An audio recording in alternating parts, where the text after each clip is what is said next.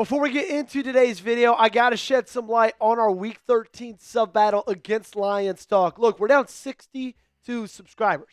Pretty big deficit. We only got about 24 hours to make it up. Packers fans, I'm trusting in you. If you want to beat the Lions tomorrow on Thanksgiving, that starts right here on this channel. It's free to subscribe. Helps make a Lions fan's day just a little bit worse. And with that, we'll get into the rest of today's video.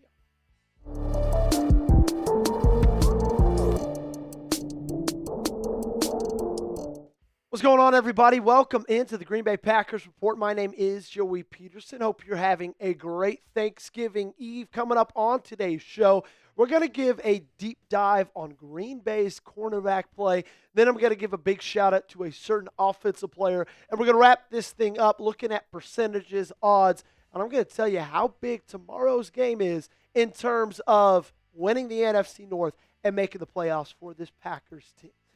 No one expected this, okay? But I saw this earlier today on social media.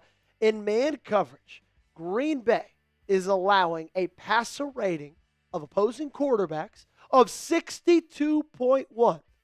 Not only is that the lowest in the National Football League, but is the lowest of any team through 12 weeks since the 2019 New England Patriots.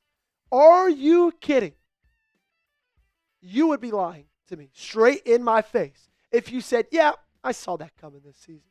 Yeah, I expected that to happen. When we rolled into this year with Keisean Nixon and Carrington Valentine and Bo Melton and Nate Hobbs as our starting cornerbacks, I thought we'd be one of the best cornerback teams in the National Football League over the last 6 years. You're a liar if you're saying that, because I need to take us back to the draft, right? Think about how frustrated we all were, myself included, when the draft came and went, and you spent one pick on a cornerback, and that was a guy who's not even on your team anymore, in the 7th round, in Micah Robinson.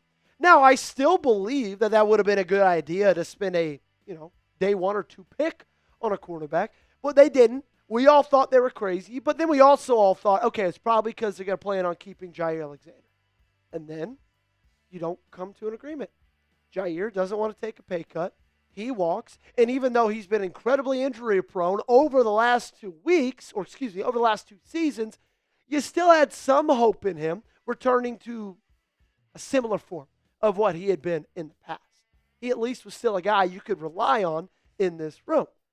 And then you get into June. You get into training camp. And Bo Melton gets moved to cornerback.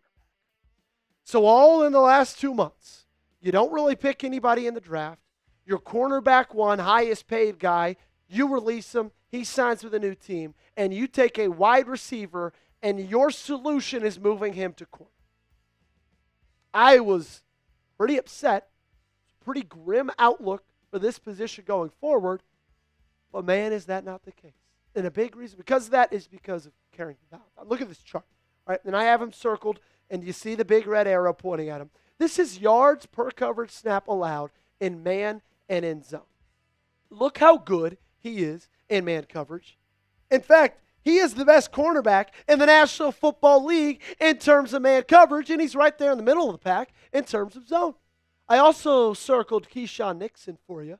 You can see him a little bit left of Carrington Valentine. He's in the midst of a lot of other guys, but that pretty much is having him a little bit higher than middle of the pack. If you look at their PFF grades and stats, both of them are having seasons that nobody expected, especially Carrington Valentine. 74.5 overall grade, 78.3 coverage grade, 3 pass deflections, both of them allowing a passer rating of opposing quarterbacks around the low 90s. Keisean Nixon with 11 pass deflections as well. Like, who saw Carrington Valentine being the best cornerback on this team? And my favorite thing about Carrington Valentine is he's going to let opposing wide receivers know, hey, I'm the best cornerback in this team. In fact, I'm almost positive Carrington Valentine thinks he's the best cornerback in the history of the National Football League. And all the power to him.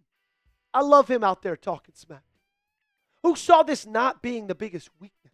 Because coming into the season, I would have listed this as the biggest weakness for Green Bay, and it wasn't even necessarily close.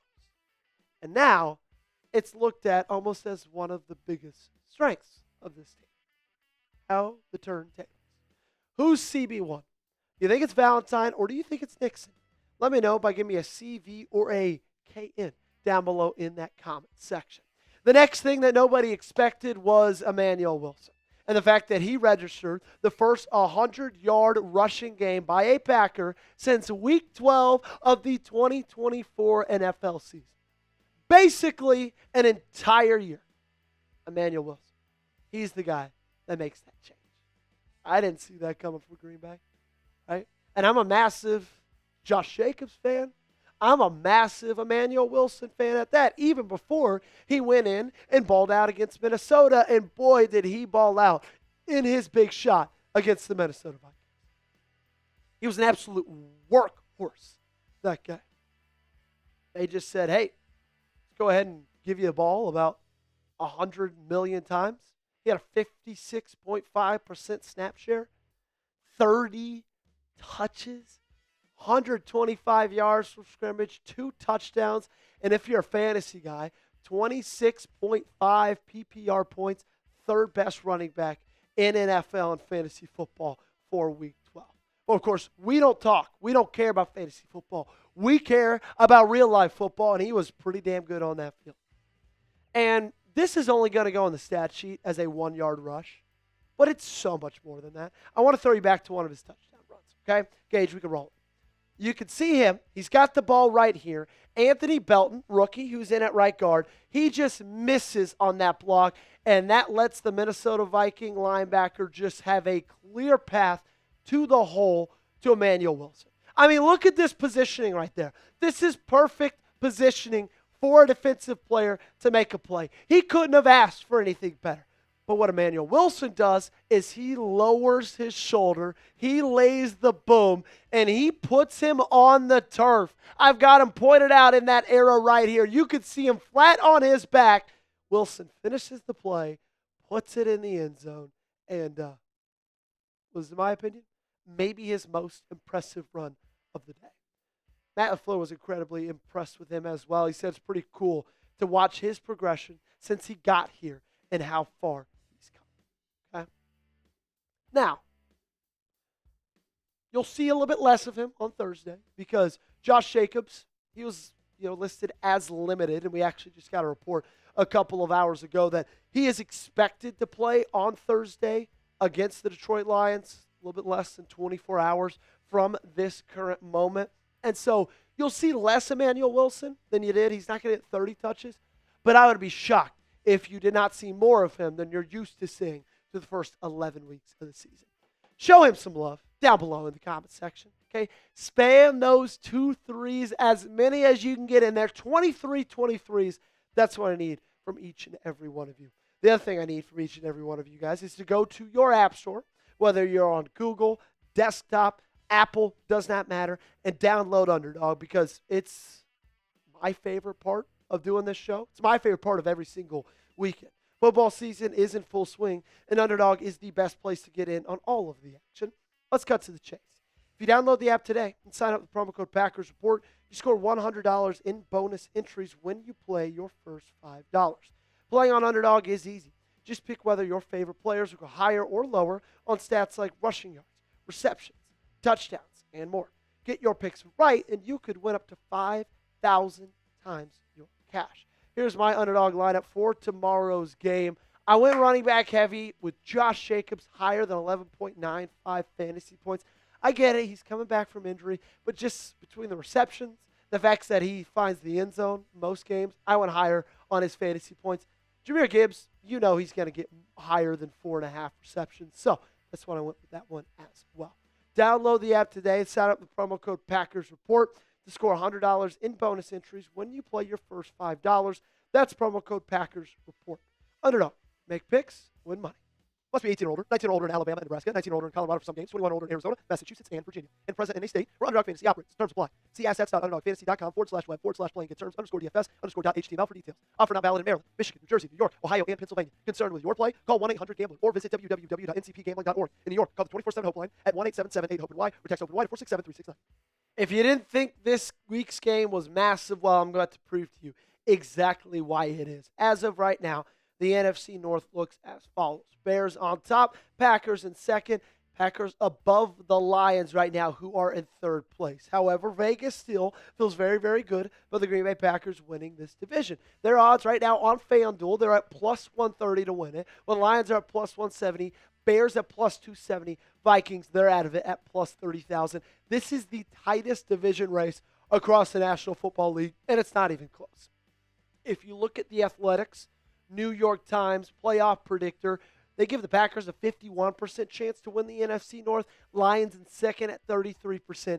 Bears in third at 16%. And poor Minnesota. They are less than 1% of a chance. So right now, the Green Bay Packers are thought to have the best chance to win this division. However, if you drop tomorrow's game against the Detroit Lions, things change. I'll tell you exactly what I mean.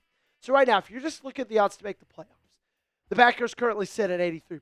With a win, you almost are locked up, 94%. However, with a loss, you drop to less than 3/4 chance at 73%. When it comes to the division, you currently are at a 51% chance. If you win it, that jumps up to 74, but if you lose it, that goes down to 31%, less than a 1/3% chance. This is a massive, massive ballgame. And I'm not just saying that because it's Thanksgiving. I'm not just saying that because every time you play the Lions, it's going to be a massive ball game. But the playoff implications for this game are huge, especially if the Eagles do the Lord's work and beat the Bears on Friday. Right now, if you look at the playoff picture, you're in it, but you're in the wild card. And I think a very important thing to note is the teams that are with you in that wild card race. Guys, there are some good teams there. You're surrounded by an 8-3 and an 8-4 team. You got 7-4 Detroit lurking, 6-6 Carolina lurking, and they've got the head-to-head over you. So things are going to get interesting down the stretch. I can promise you that. Who do you think wins this division? I'm leaving Minnesota out of it. They've got no chance. Packers, Lions, Bears. You let me know down below in the comment section by giving me a GB, DET, or CHI. That's going to do it for today's show. Make sure you join us tomorrow. We're going to be live for the game against the Detroit Lions. Live at 11 a.m. Central Time. It's going to be a ton of fun. Hope to see you there. To make sure you show up, subscribe, turn on those notifications. It'll give you a 30-minute, kind of warning, hey, they're going to be live in 30 minutes. And then exactly when we push at 11 a.m., it'll alert you. So that way you can get in, hang out with us. And if you get those noties on, that's great. See you tomorrow morning.